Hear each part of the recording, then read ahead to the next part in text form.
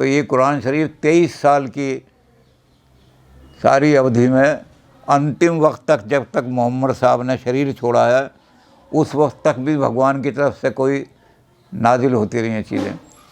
और कई चीज़ें ऐसी हैं जो उन्होंने जिस समय अपना उनका शरीर जब जाने वाले थे, तो ये 632 में 10 साल के बाद, मदीना में 10 साल रहने के बाद 622 में मदीना गए थे, और 632 जून में मोहम्मद साहब वासिल बाहक हो गए। वासिल का मतलब, वसल माने मिलना, तो मोहम्मद साहब मिल गए जाकर के किसमें?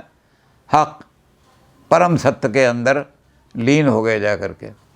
तो मोहम्मद साहब परम सत्य के अंदर लीन हो गए। मोहम्मद साहब मरे नहीं, उनको कोई मार नहीं सकता, वो अमर हैं, और वो हमेशा जो सत्य है वहाँ सत्य के लिए वो हमेशा रहेंगे और राह दिखाते रहेंगे लोगों को। अब कुरान शरीफ की जो चीज़ें हैं उनको हम एक एक को ले, थोड़ा थोड़ी चीज़ें लें, उनको भी हम विस्तार से तो ले नहीं सकते। तो पहले तो हम ये कहेंगे आर्टिकल ऑफ फेथ मुसलमानों के क्या क्या हैं, एतकाद क्या हैं। एतकाद कहते हैं इनको। एतकाद का मतलब जिनके प्रति अकीदत, श्रद्धा रखी जाए। ये पूजनीय नहीं है, पूजनीय तो और सारे अल्लाह ही है एक, लेकिन कुछ लोग ऐसे हैं जिनकी ताज़ीम की जाती है। ताज़ीम का मतलब उनके लिए श्रद्धा उत्पन्न की जाती है कि ये लोग भी श्रद्धेय हैं। तो पहले हम लेते हैं कि वो मुसलमानों के अंदर कौन कौन सी चीज़ है। तो एक चीज़ तो ऐसी है जिस कुरान शरीफ में भी है और सारे मुसलमानों के सारे नीचे, वो तो है तौहीद। इस पर हम बहुत विचार करेंगे भी आगे, और अभी इस समय भी। तौहीद का मतलब अल्लाह एक है, इसको हम कहेंगे अद्वैतवाद। कोई दूसरी चीज़ अल्लाह के मुकाबले में आ ही नहीं सकती।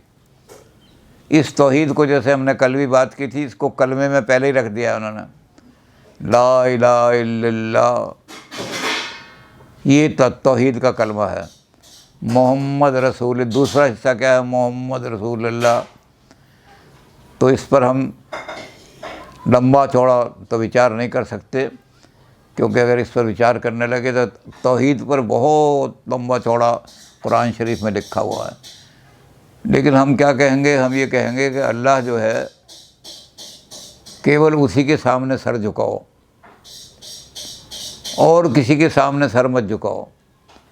हम देखते हैं सूरज निकल रहा है तो हम सूरज की पूजा करने लगते हैं, चाँद निकल रहा है चाँद की पूजा करने लगते हैं, कोई नदी बह रही है नदी की, लेकिन हम ये नहीं देखते कि ये सूरज और चाँद को बनाने वाला कौन है।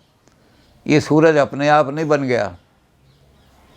साइंस वाले भी मानते हैं कि एक बार बड़ी जोर का धमाका हुआ, और उस धमाके के साथ साथ सारी चीज़ें जो थीं फैलनी शुरू हुई, और उसमें अलग अलग सिस्टम बन गए। तो ये सूरज जो है हमारी गैलेक्सी में बहुत देर के बाद पैदा हुआ, यंगेस्ट है ये। हमारी गैलेक्सी में हज़ारों सूरज, सैकड़ों सूरज ऐसे जैसे पैदा हुए, और वो पैदा होकर और अपनी एनर्जी ख़त्म करके, क्योंकि 2 लाख में, कोई 1 करोड़ साल में, कोई इस तरह से वो सारे के सारे मर गए, और ये नए लोग पैदा होते रहे।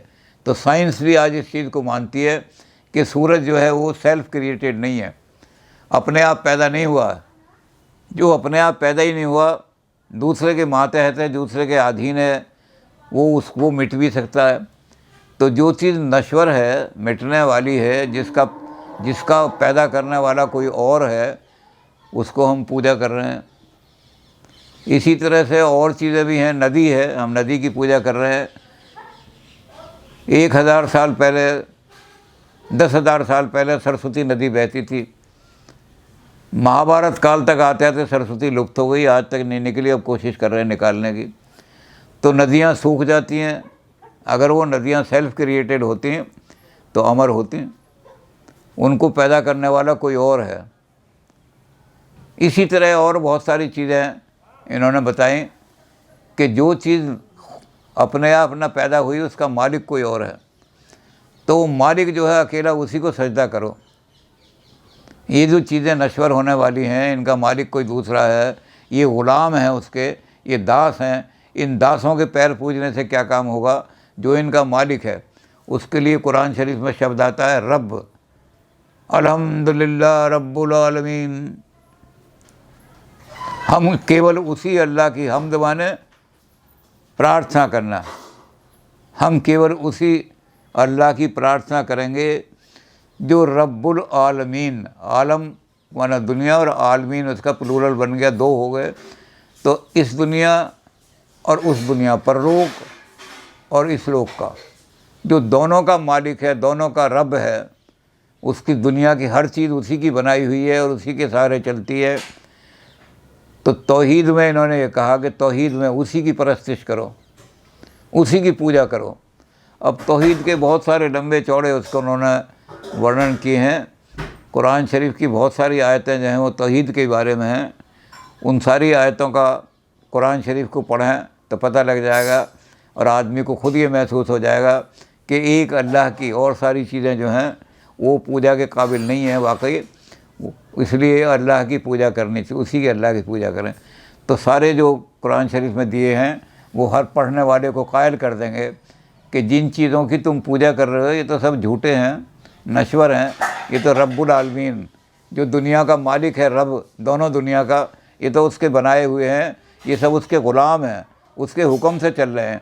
जो उसने हुक्म बना दिया, जो जिसके लिए, उसके हिसाब से चल रहे हैं। तो इसलिए सबसे पहली चीज़ तो कुरान में आएगी, जो बार बार आएगी जगह जगह, वो तौहीद है। तो जैसे हमने कहा कि तौहीद की दो बातें कहीं, और फिर इस तौहीद को दुनिया को बताने वाला कि उस एक अल्लाह की पूजा करो और किसी की नहीं। तो अल्लाह ने इस पर, हमने कल भी कहा था कि मोहम्मद साहब ने कहीं नहीं कहा कि मैं अल्लाह की परछाई हूँ, यानी मैं अल्लाह का अवतार हूँ।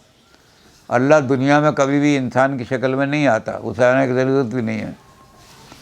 वो किसी मैसेंजर को भेज देता है कि जाओ दुनिया भटक गई है, हमारा पैगाम सुना के आओ। दुनिया गलत रास्ते पर, गुनाह के रास्ते पे चल रही है, हमारा पैगाम दे के कहो गुनाह को छोड़ दो।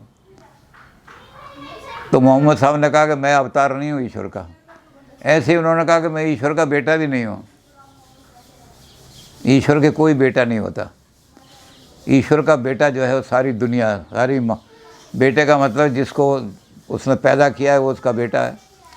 तो हर इंसान जितने भी हैं दुनिया के, वो सब ईश्वर के बेटे हैं। हज़रत Isa Masih son of God नहीं है बल्कि सन ऑफ मैन हैं, इंसान हैं, भगवान ने भेजा दुनिया में। तो मोहम्मद साहब ने कहा कि पैगाम लेकर के आया हूँ मैं, संदेश। सिर्फ चिट्ठी, जैसे लिफाफे में चिट्ठी लेके आता है चिट्ठी वाला, तो चिट्ठी रसा न तो उस चिट्ठी का लिखने वाला होता है, ना उस चिट्ठी का पढ़ने वाला होता है, ना उस चिट्ठी से मुस्तफ़ीद होता है वो कि उस चिट्ठी को पढ़ो या ना पढ़ो मुझे फ़ायदा हो जाएगा। वो तो जिनको चिट्ठी देनी है उनको दे करके चला जाता है।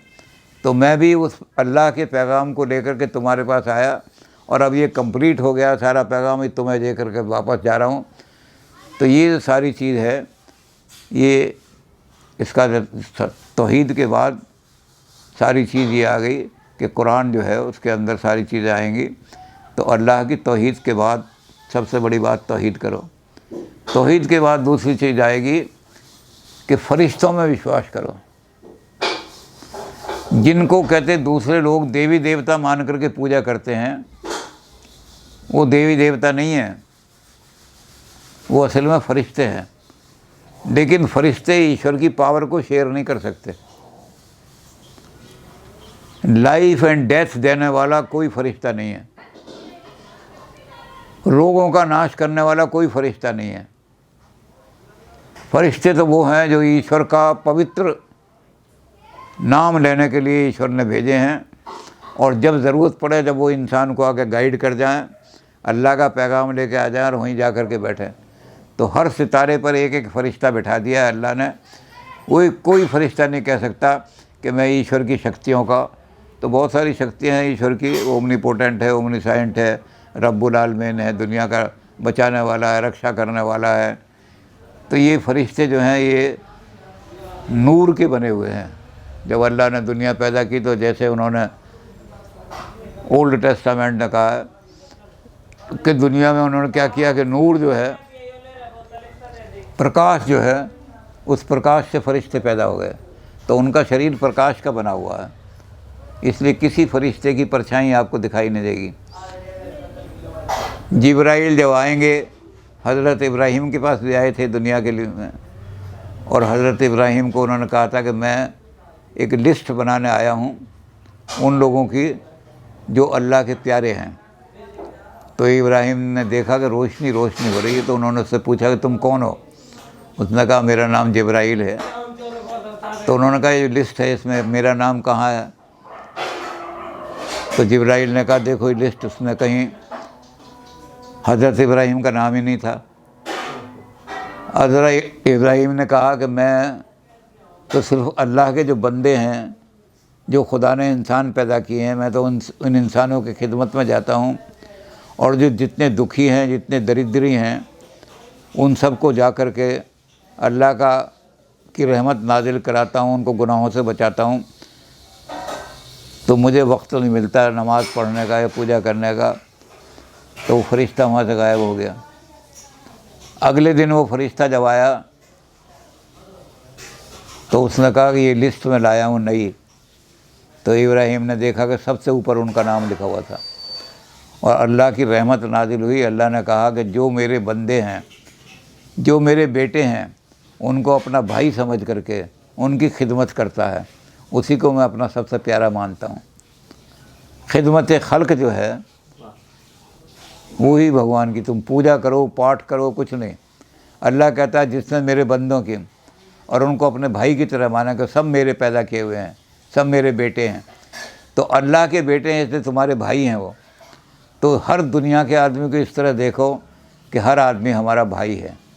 मुसलमानों में कोई तफरीक नहीं है कि बड़ा है, ब्राह्मण है, ये क्षत्रिय है, ये फलाना है। वहाँ ये कि सब अल्लाह के बेटे हैं, इसलिए सब बराबर हैं। और इसलिए मुसलमानों ने कहा कि हमारे यहाँ ये, हमने दुनिया को एक चीज़ दी है, एक ही सफ़ में खड़े हो गए महमूद व अयाज। महमूद बादशाह था अफ़गानिस्तान का, और अयाज उसका नौकर था। लेकिन जब नमाज़ पढ़ने के लिए जाते थे तो अगर अयाज पहले पैर पहुँच गया तो अयाज आगे खड़ा होगा, और मोहम्मद साहब अगर बाद में पहुँचे तो पीछे खड़े होंगे, क्योंकि अल्लाह की निगाह में कोई आदमी बड़ा छोटा नहीं है, सब उसके बंदे हैं।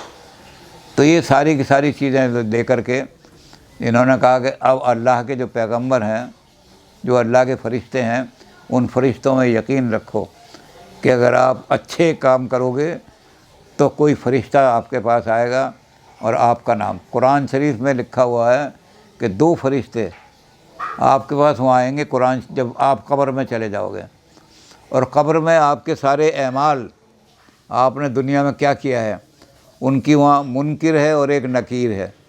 जो अच्छे काम किए हैं उसको नकीर लिखेगा, जो ख़राब काम किए हैं उनको मुनकिर लिखेगा।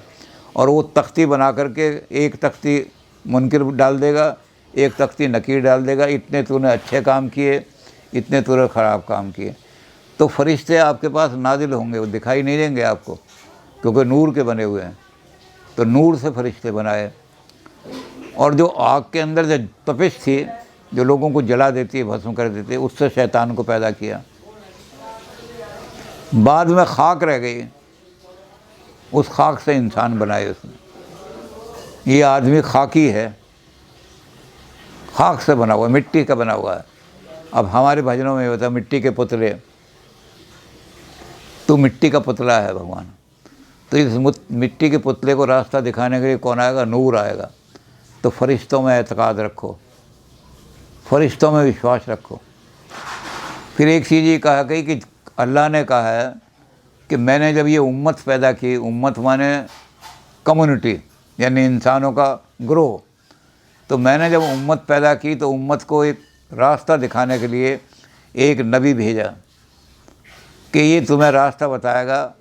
ईसा मसीह ने अपने जो बाइबल है उसमें लिखा है कि ए मेरे father, O father in the heaven, मैं तेरी गुमराह भेड़ हूँ, रास्ते से भटक गई भेड़ हूँ, मुझे रास्ता दिखा।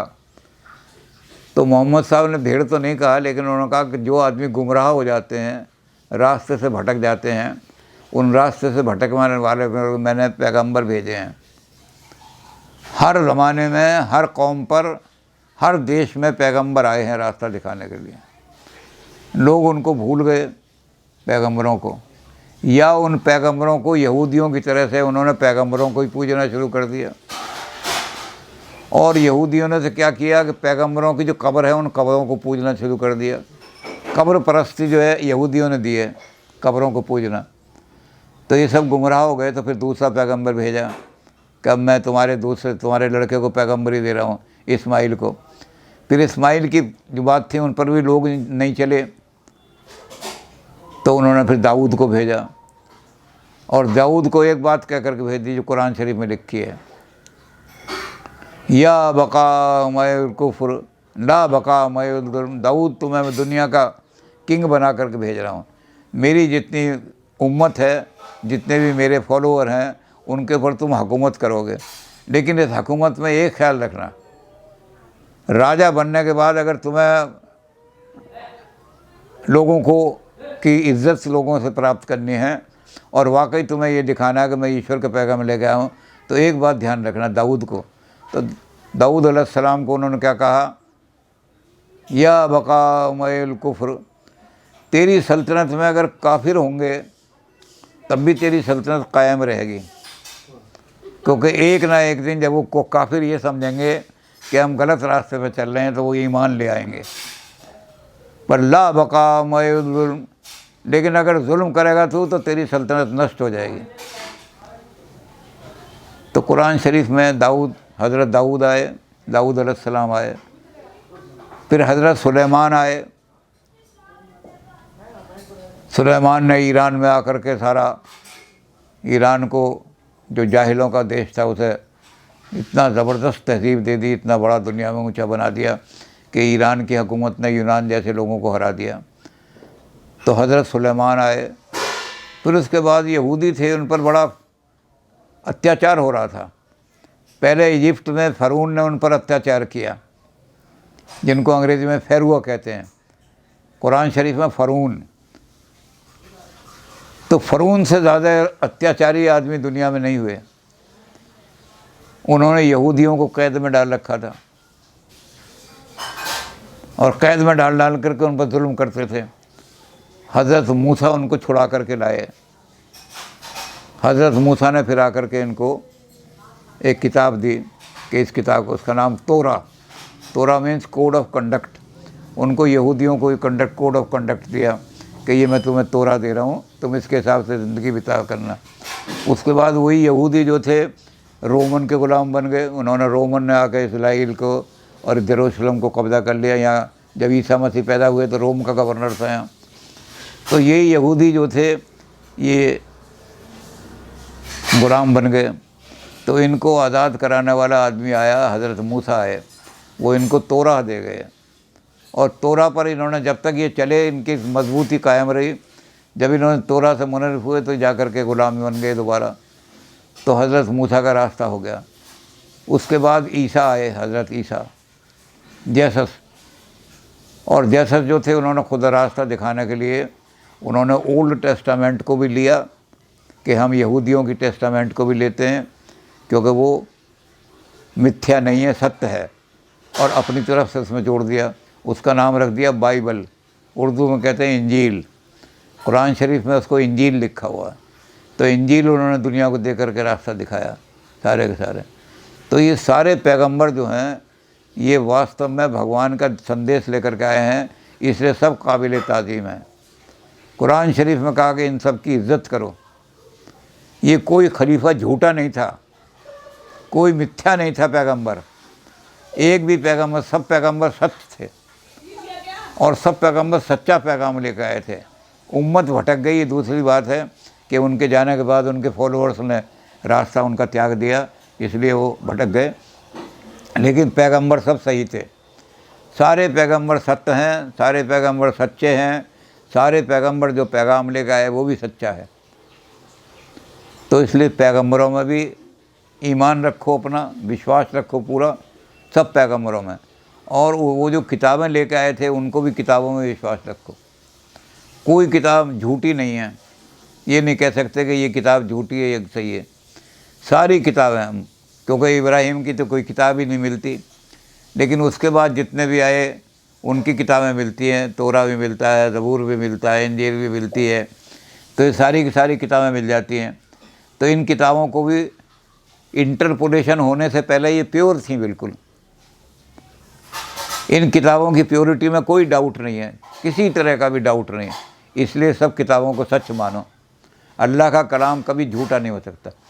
तो इन्होंने एक ये बात दी कि इस पर भी एतकाद रखो अपना अल्लाह के। और अल्लाह का जो इंसाफ का दिन आएगा, हर मुसलमान को एतकाद रखना ज़रूरी है। तू अपने गुनाहों से बच नहीं सकता, मरने के बाद भी तू वहाँ कब्र में रहेगा, और जब वो सूर फूकेंगे, यानी बिगुल बजेगा, तो उठ कर के तू अपना वो लौह ले करके जाएगा। तख्ती होगी, तुझसे पूछा नहीं जाएगा, तुझसे कोई नहीं पूछेगा। उस तख्ती को पढ़ करके वहाँ जो इंसाफ करने वाले लोग हैं वो कह देंगे इसे नरक की आग में फेंक दो या इसको नरक में डला दो। उस तख्ती को पढ़ करके देखेंगे ये अच्छा है, इसको स्वर्ग में भेज दो। तो रोज़े जज़ा में भी एतकाद रखना बहुत ज़रूरी है। एक दिन इंसाफ का दिन आएगा, अगर तू आज मुझे धोखा चला दे गया तो मैं क़यामत में तेरे दामन को पकड़ूंगा ज़रूर, और फिर तुझे कायल करूंगा दुनिया भर के सामने। वहाँ तुझे कायल करूंगा तो क्या था। तो इसमें भी लोगों को कहा इसका विश्वास रखो। और एक चीज़ और भी, बहुत सारी चीज़ें कहीं, तो एक चीज़ उन्होंने कही कि इस चीज़ में भी विश्वास करना पड़ेगा, वो कहलाता है मसला ख़त्मुल नबूत। मोहम्मद साहब के बाद कोई पैगंबर तुम्हें रास्ता दिखाने नहीं आएगा। अगर तुमने मोहम्मद साहब के रास्ते पर नहीं चले तो अब नष्ट हो जाओगे, बचोगे नहीं, क्योंकि अब अल्लाह कोई पैगंबर नहीं भेजेगा। जो अल्लाह ने पैगंबर भेजे, तुमने बार बार उनकी वाणी को झुठा दी करके और दुख उठाए, तो अब जो है तुम बिल्कुल, तो ख़त्मुल नबूत में भी विश्वास करना पड़ेगा। तो ये वो चीज़ें हैं जिसको कुरान ने कहा कि इन पर एतकाद रखो, विश्वास करो। और बहुत सारी चीज़ें मोहम्मद साहब ने कहा वो निषेध उसमें है, बहुत सारी चीज़ें हैं, लेकिन जो मेन चीज़ है वो ये, शराब कोई नहीं पिएगा, जुआ कोई नहीं खेलेगा, जुआ खेलना बिल्कुल ममनू है, कोई मुसलमान जुआ नहीं खेलेगा। फिर सूद, कोई आदमी पैसे से सूद नहीं लेगा। मोहम्मद साहब ने ख़ुद भी अपनी ज़िंदगी में किया कि इनके दादा जो थे अब्दुल मतलब साहब जो थे, और इनके चाचा जो थे अबू तालिब साहब, वो बड़े भारी बिजनेसमैन थे, लोगों को पैसे दिया करते थे, और पैसे दे करके उस पर सूद लिया करते थे कि तूने इतना पैसा लिया था, अब इतना दे सूद। तो सबसे पहला मोहम्मद साहब ने क्या काम किया कि मरने से पहले उन्होंने कहा कि कोई ऐसा आदमी तो नहीं है जिसको मेरे दादा ने पैसा दिया और उससे सूद आ रहा हो उसका, और मेरे चाचा ने किसी को। तो पता लगा, तो उन्होंने कहा सब सूद माफ़ किया जाता है, ईमानदारी से पैसा वापस कर दो, यही सबसे बड़ा सूद है। तो सूद खोरी मुसलमानों में बंद कर दी कुरान शरीफ में। ऐसे ही ज़िना खोरी बंद कर दी। ज़िना का तो हमने पहले भी जिक्र किया कि इन्होंने ज़िना खोरी बिल्कुल बंद कर दी, और ये कर दिया कि सख्त से सख्त सज़ा दी जाएगी। जो यहूदी थे वो क्या सज़ा देते थे, और वही सज़ा इन्होंने रखी। तो इन्होंने क्या किया कि कोई अगर विधवा औरत है, अपनी मर्ज़ी से वो ज़िना कराती है,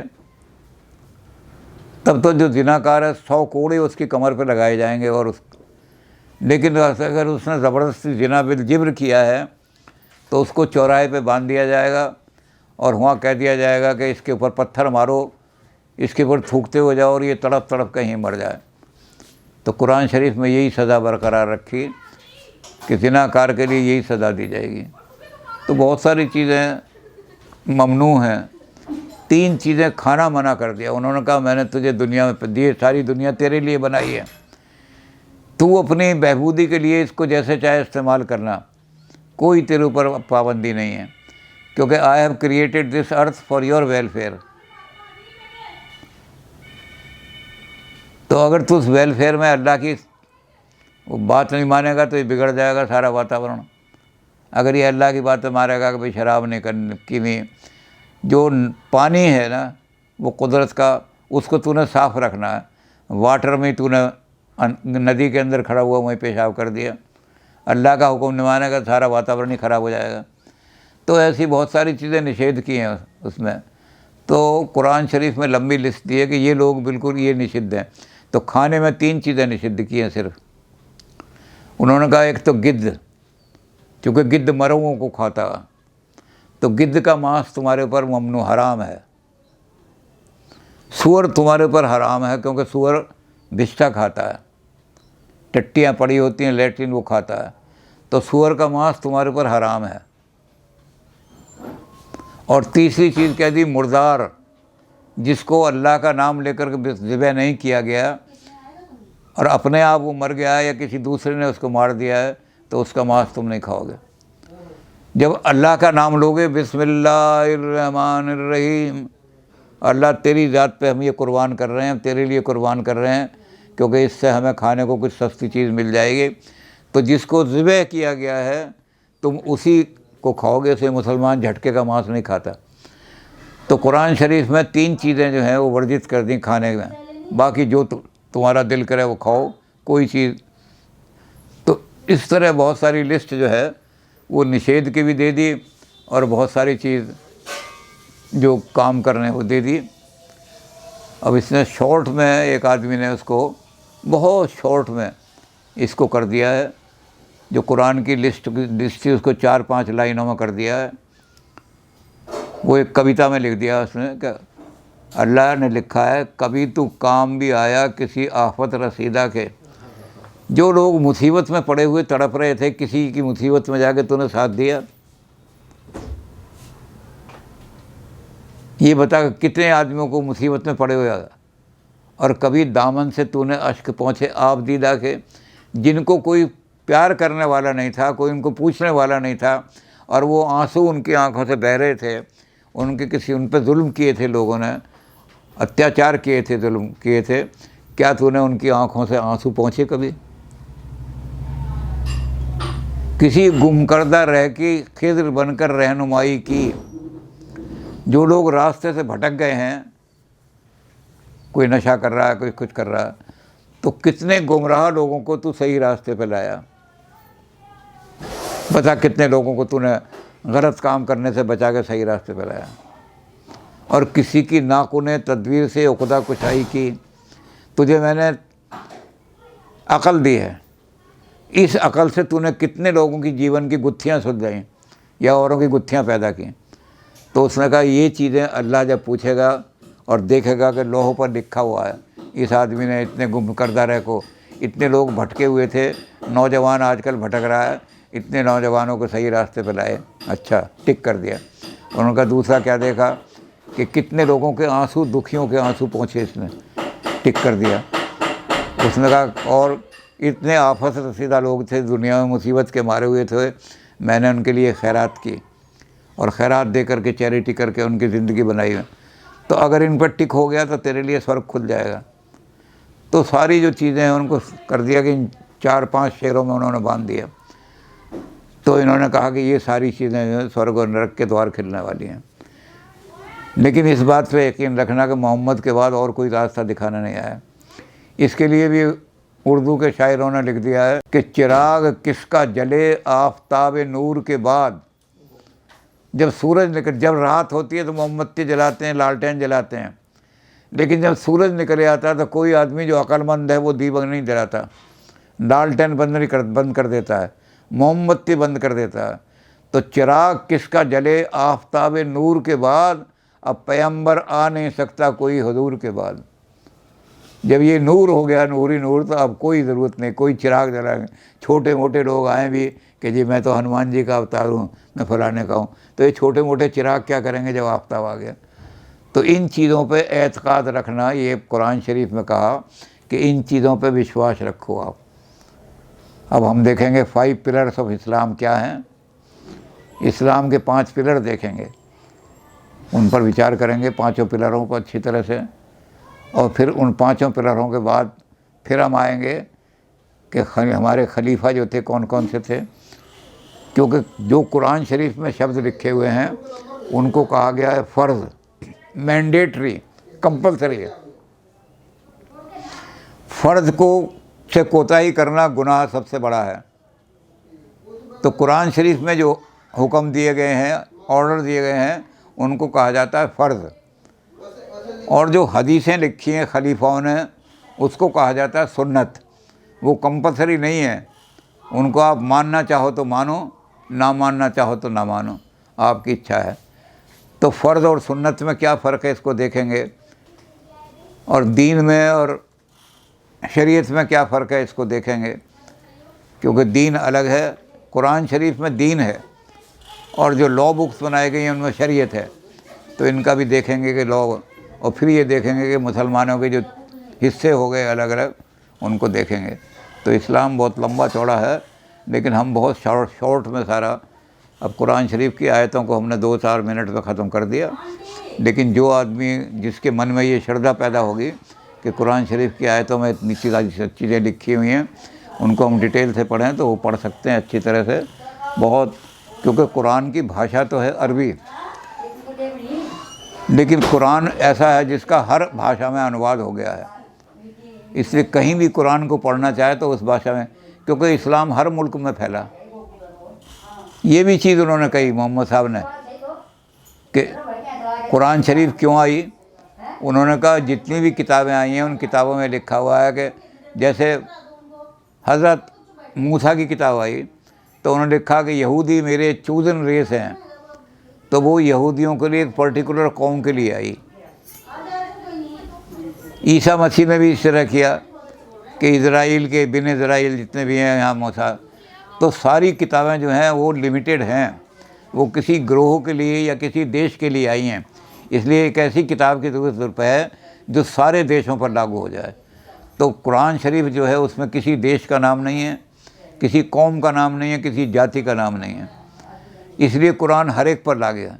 तो मुसलमान जहाँ जहाँ दुनिया में फैले हुए हैं उन्होंने हर ज़बान में कुरान का तर्जुमा कर दिया।